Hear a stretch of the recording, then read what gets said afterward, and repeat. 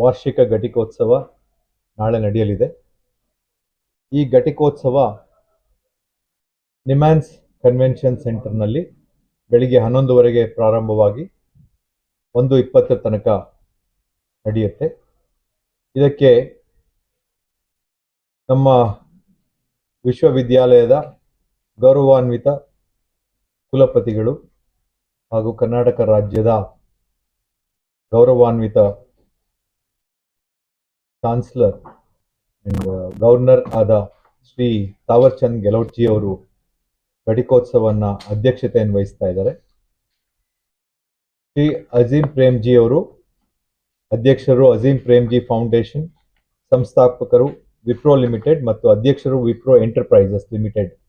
ಇವರು ಮುಖ್ಯ ಅತಿಥಿಗಳಾಗಿ ಬರ್ತಾ ಇದ್ದಾರೆ. ಹಾಗೂ ನಮ್ಮ ರಾಜೀವ್ ಗಾಂಧಿ ಆರೋಗ್ಯ ವಿಜ್ಞಾನಗಳ ವಿಶ್ವವಿದ್ಯಾಲಯದ ಸಮಕುಲಾಧಿಪತಿಗಳು ಪ್ರೋ ಚಾನ್ಸಲರ್ ಆದ ಶ್ರೀ ಡಾಕ್ಟರ್ ಶರಣ್ ಪ್ರಕಾಶ್ ಅವರು, ಗೌರವಾನ್ವಿತ ಮಂತ್ರಿಗಳು, ಕರ್ನಾಟಕ ರಾಜ್ಯ ಮೆಡಿಕಲ್ ಎಜುಕೇಶನ್ ಮತ್ತು ಸ್ಕಿಲ್ ಡೆವಲಪ್ಮೆಂಟ್, ಅವರು ಉಪಸ್ಥಿತರಿರ್ತಾರೆ. ಈ ಘಟಿಕೋತ್ಸವದಲ್ಲಿ ಈಗಾಗಲೇ ಕಮಿಟಿಯಿಂದ ಆಯ್ಕೆಯಾದ 3 ಜನರಿಗೆ ಆನರಿಸ್ ಕಾಜಾ ಡಾಕ್ಟರೇಟ್ ಗೌರವವನ್ನು ಕೊಡ್ತಾ ಇದ್ದೇವೆ. ಡಾಕ್ಟರ್ ಹೊಂಬೇಗೌಡ ಶರಶ್ಚಂದ್ರ ಅವರು, ಡಾಕ್ಟರ್ ಗಿರೀಶ್ ರಾವ್ ಅವರು ಮತ್ತು ಡಾಕ್ಟರ್ GT ಸುಭಾಷ್ ಅವರು 3 ಜನಕ್ಕೆ ಡಾಕ್ಟರೇಟ್ ಪದವಿಯನ್ನು ನಾವು ನಾಳೆ ಕೊಡ್ತಾ ಇದ್ದೀವಿ. ಈ ಘಟಿಕೋತ್ಸವದಲ್ಲಿ ಸುಮಾರು 63,982 ವಿದ್ಯಾರ್ಥಿಗಳಿಗೆ ಪದವಿಯನ್ನು ನೀಡ್ತಾ ಇದ್ದೀವಿ.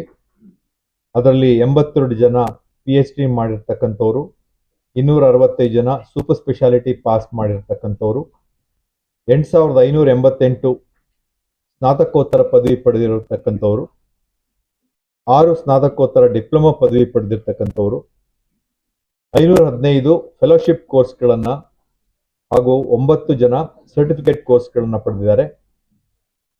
54,517 ಸ್ನಾತಕ ಅಭ್ಯರ್ಥಿಗಳಿಗೆ ಪದವಿ ಪ್ರದಾನ ಮಾಡ್ತಾ ಇದ್ದೀವಿ.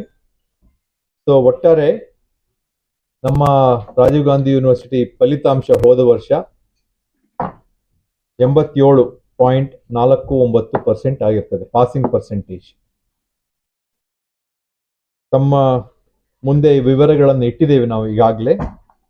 ಒಟ್ಟು 109 ಚಿನ್ನದ ಪದಕಗಳಿದೆ.